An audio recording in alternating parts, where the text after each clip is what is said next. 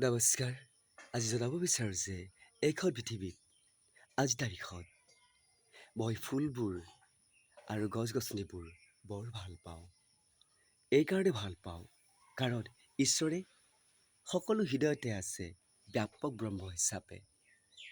সেইকাৰণে মই কেতিয়াবা গছৰ লগত ফুলবোৰৰ লগত কথা পাতোঁ আৰু চৰাই-চিৰিকটিবোৰৰ লগতো কথা পাতোঁ।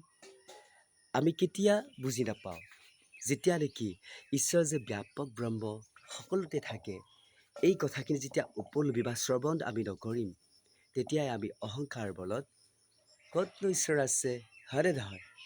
গতিকে এই যেতিয়া অহংকাৰটো আহে, তেতিয়া আমি গছে যে আমাৰ লগত কথা পাতে আৰু ফুলবোৰে যে আমাৰ লগত আনন্দ দিয়ে, সেই কথাখিনি বুজি নাপাই আমি বেয়া আৰু হিংসা কৰিবলৈ বিচাৰোঁ, হয়নে? আৰু যিদিনা আমি বুজি পাম যে ঈশ্বৰ যিহেতুকে আছে, তেতিয়াহ'লে মই কাকোৱেই বেয়াকৈ ক'ব নোৱাৰোঁ, কাকোৱেই ঠগিব নোৱাৰোঁ, হয়নে?